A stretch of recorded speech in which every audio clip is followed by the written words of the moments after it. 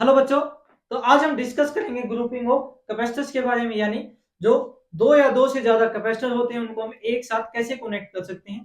तो दो तरीके से बेसिकली कनेक्ट किया जाता है, या तो सीरीज में कनेक्ट करते हैं या फिर पैरेलल में कनेक्ट करते हैं। तो सीरीज ग्रुपिंग और पैरेलल ग्रुपिंग क्या होती है, वन बाय वन डिस्कस करेंगे। तो सबसे पहले डिस्कस करेंगे भाई सीरीज ग्रुपिंग क्या होती है, यानी कैपेसिटर्स इन सीरीज।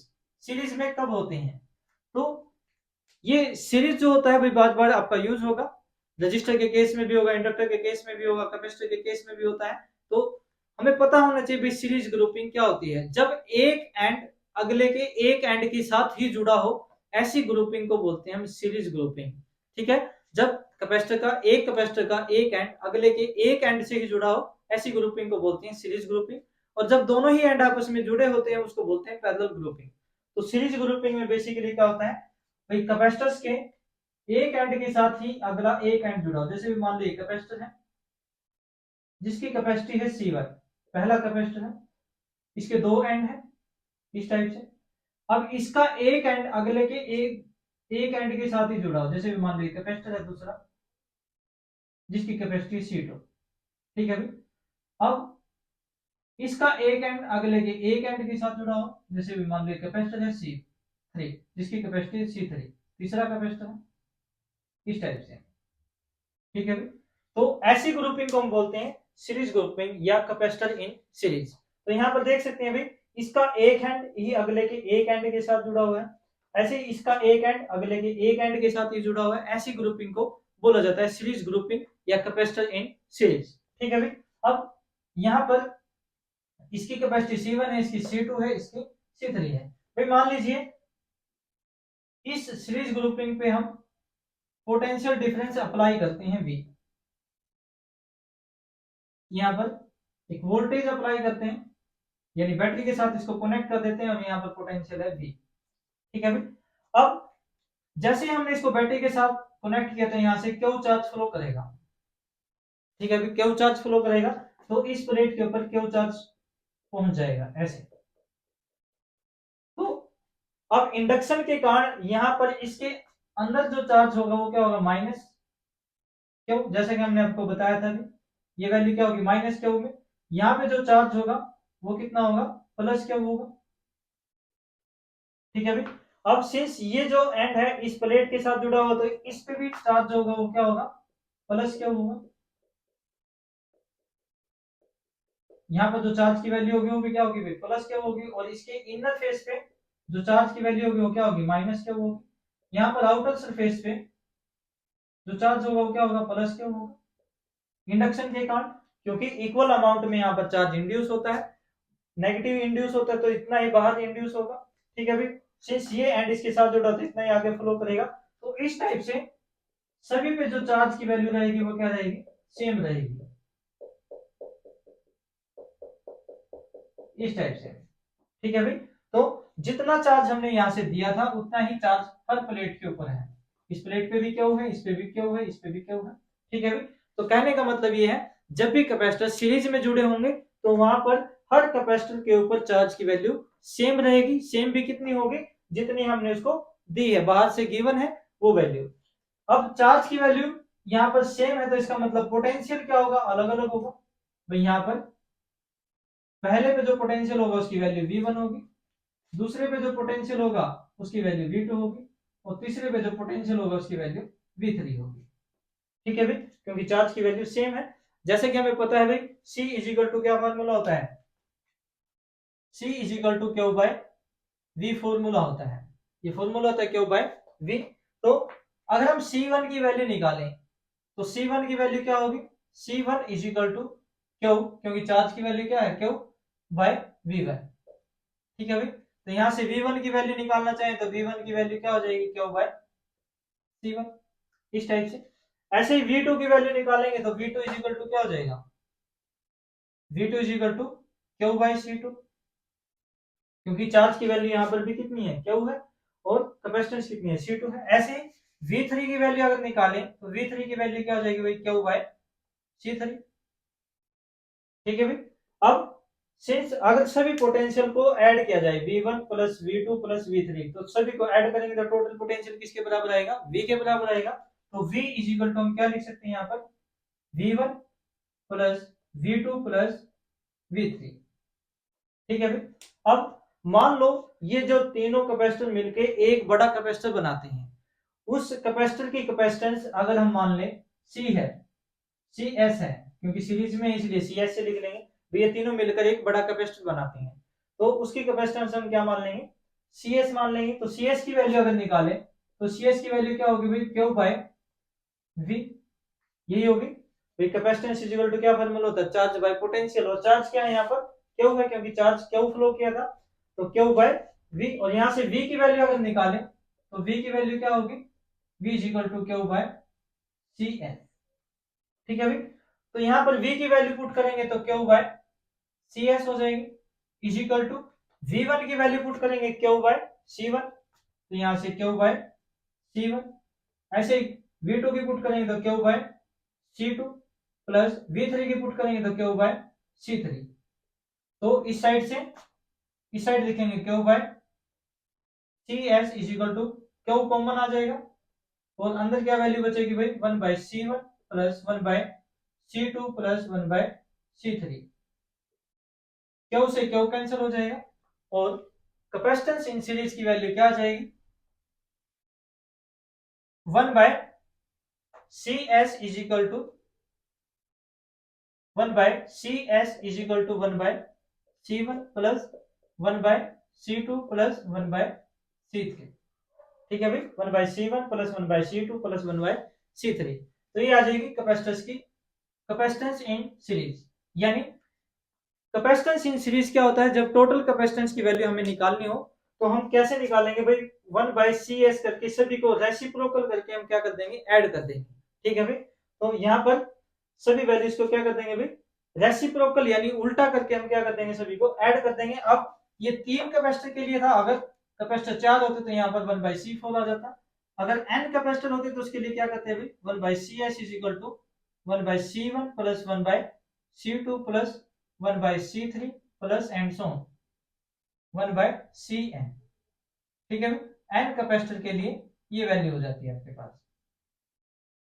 ठीक है, तो reciprocal of total capacitance in series is equal to the sum of reciprocal of all individual value, यानी जितनी भी इंडिविजुअल वैल्यू है उन सभी को रेसिप्रोकल यानी उल्टा करके हम क्या कर देंगे ऐड कर देंगे। अब इसमें एक इंपॉर्टेंट चीज याद रखने की है, वो क्या है भाई वो देखेंगे।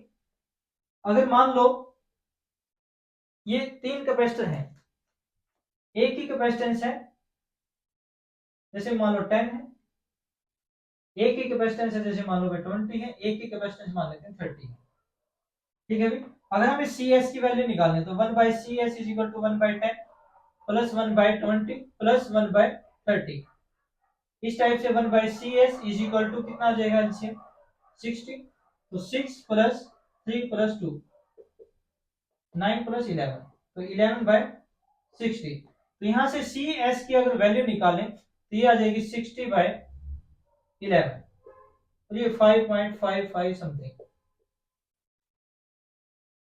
ठीक है भाई, अगर टोटल कैपेसिटेंस सीरीज में निकाली जाए तो वो वैल्यू जो सबसे छोटी वैल्यू होती है उससे भी छोटी वैल्यू आती है। इस चीज का ध्यान रखेंगे, ये क्वेश्चन जो है 1 नंबर में पूछ लिया जाता है। तो जो टोटल कैपेसिटेंस अगर हम सीरीज में निकालते हैं उसकी वैल्यू जो सबसे छोटी वैल्यू होती है कैपेसिटेंस में उससे भी छोटी वैल्यू आती है। ठीक है भाई, अब सेकंड जो ग्रुपिंग है वो होती है पैरेलल ग्रुपिंग। तो पैरेलल ग्रुपिंग में क्या होता है भाई, कैपेसिटर्स जो है उनमें दोनों एंड आपस में जुड़े होते हैं।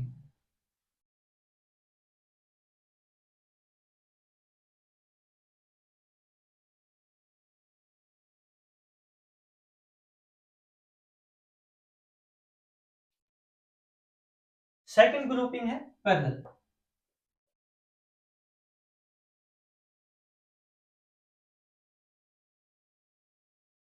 पैरेलल ग्रुपिंग, तो पैरेलल ग्रुपिंग क्या होती है, जब दोनों एंड आपस में अगले के दोनों एंड के साथ कनेक्टेड होते हैं उसको बोलते हैं पैरेलल ग्रुपिंग। ठीक है भाई, जैसे मान लो ये कैपेसिटर है, पहला कैपेसिटर जिसकी कैपेसिटेंस है C1। ठीक है भाई, अब इसके जो दोनों एंड है अगले कैपेसिटर के साथ जुड़े हों इस टाइप से, दोनों एंड के साथ जुड़े हैं, ये कैपेसिटर C2 है। ऐसे ही तीसरे के साथ जुड़े हैं भाई, दोनों एंड आपस में इस टाइप से, ये C3 हो जाएगा।